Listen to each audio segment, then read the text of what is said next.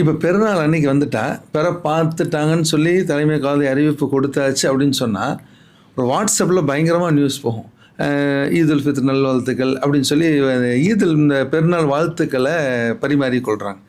இப்போ இந்த நம்ம நோன்பு வாழ்த்துக்கள் அப்படி சொல்லலாமா கூடாதுங்களா? வாழ்த்துக்கள் என்பது துவா தான்.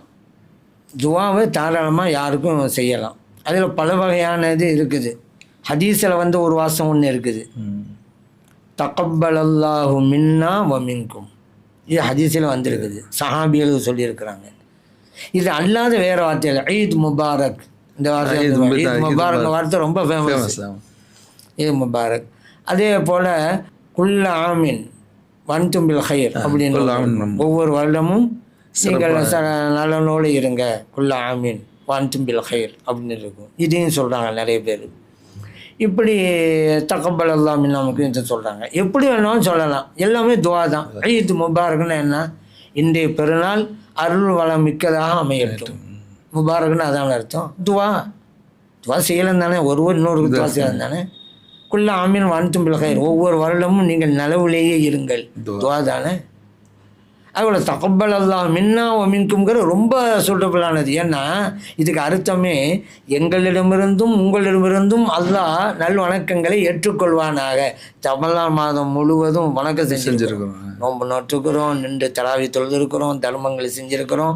அவ்வளவையும் ஏற்றுக்கொள்ள எவ்வளோ பேர் துவா செய்கிறோம். இப்போ நான் வாழ்த்து தொழுகிறேன், ஏற்றுக்கொள்வாயாக.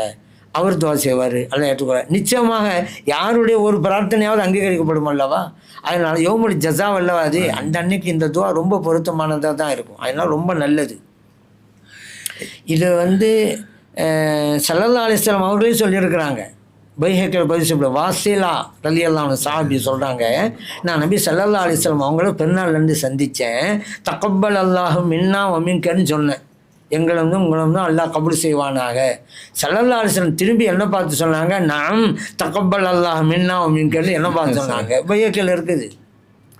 சரி, அடுத்து பாருங்கள், இப்னு ஹஜ்ர் அஸ்கலானி ரஹ்மத்துல்லாஹி அலைஹி தங்களுடைய புகாரினுடைய விரிவுரை ஃபத்துல் பாரியில் சொல்கிறாங்க, சஹாபா பெருமக்கள் தகப்பல் அல்லாஹ் மின்னா வ மின்கும்ங்கிறத வாழ்த்துக்களாக ஒருவருக்கொருவர் சொல்லிக் கொள்வார்கள்.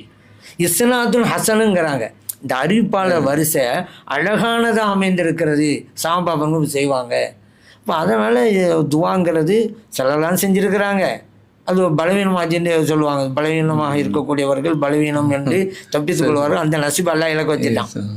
பலவீனம் சொல்லி துவா செய்து விட்டுட்டாங்கல்ல, அவங்களுக்கு துவா கிடைக்கல. அதுதான் அல்லாஹ் கொடுக்குற தண்டனை, அதை கொடுத்துட்டாங்கன்னு வச்சுக்கிறோங்களேன். அதனால் ஆனால் அந்த பலவீனம் அதிகதாக இருந்தால் என்ன ஹுக்கும்? ஹதீதுகளை இமாம்கிட்ட யஜூஸுல் அமலு பில் ஹதீதுல் லைஃபி, லைஃபான ஹதீதாக இருந்தால் அமல் செய்யக்கூடும். இது துவாங்கிறது அமல் செய்யலாம், ஹதீதுக்களை அடிப்படையிலே செய்யலாம். ஆனால் அவங்களுக்கு இல்லைன்னு நல்லா ஆக்கிட்டனால இந்த காரணத்தை வச்சு எல்லாம் மறுக்க வச்சுட்டான். சரி, இப்போ நம்ம சொல்கிறோம் சஹாபாவருங்க செஞ்சுருக்கிறாங்கல்ல, அது இஸ்னாதுன் ஹசன் தானே. சரி, அதனால் நம்ம செய்யணும் வச்சுக்கோங்களேன்.